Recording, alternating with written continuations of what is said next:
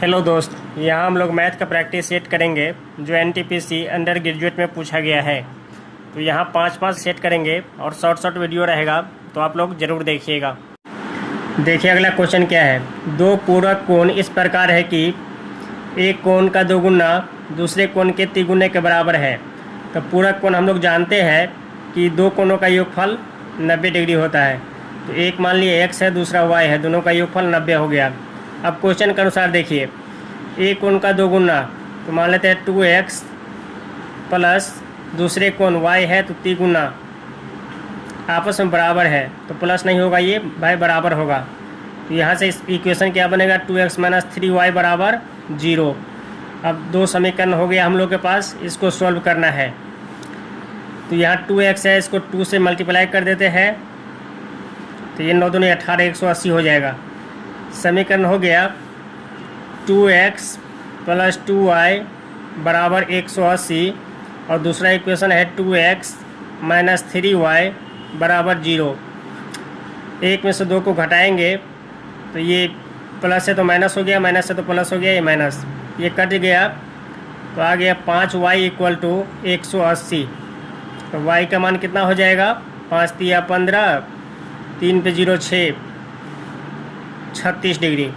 तो एक का मान हो गया 36 डिग्री, दूसरा कितना हो जाएगा, 90 में से 36 घटा लीजिए तो 4 और 8 में से 3 गया तो 5, 54 डिग्री।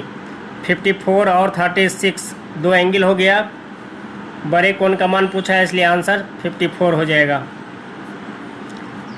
अगला क्वेश्चन देखिए, कह रहा है एक कंपनी मजदूरों को 500 रुपये प्रति मजदूर भुगतान करता है तो 400 अधिक भुगतान करना पड़ता है। तो मान लीजिए मजदूर की संख्या कितना है, मजदूर की संख्या x मान लेते हैं और भुगतान कर रहा है 500 रुपया पर मजदूर। तो टोटल खर्च कितना हो जाएगा, टोटल एक्सपेंस 500x।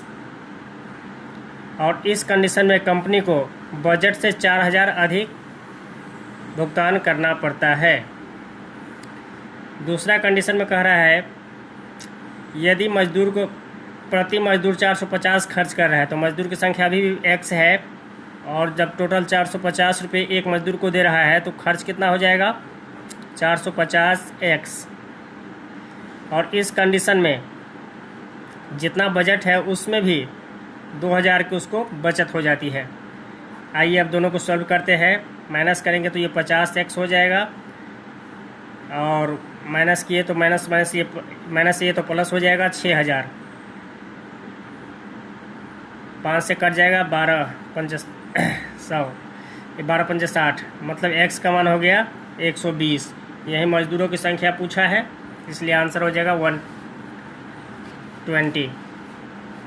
अगला क्वेश्चन देखिए, क्वेश्चन सही से दिखना चाहिए।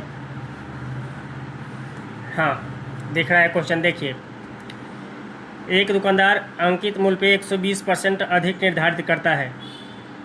अंकित मूल्य उसके क्रय मूल्य से 120% अधिक निर्धारित करता है। तो मान लेते हैं CP 100 है तो मार्क प्राइस कितना हो जाएगा, 120 बढ़ेगा तो 220।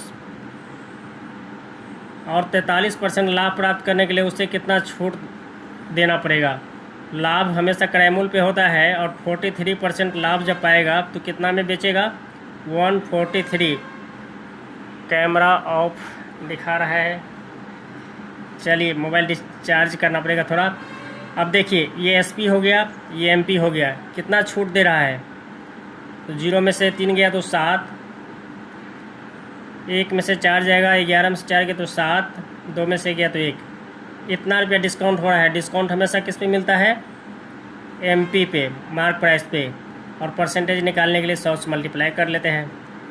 0 से 0 गया, 11 दूनी 22, 11 सत्ते 77, 2 से ये 5, 7 पंचे 35% का क्या होगा, डिस्काउंट देगा, तब जाके उसे 43% का लाभ होगा।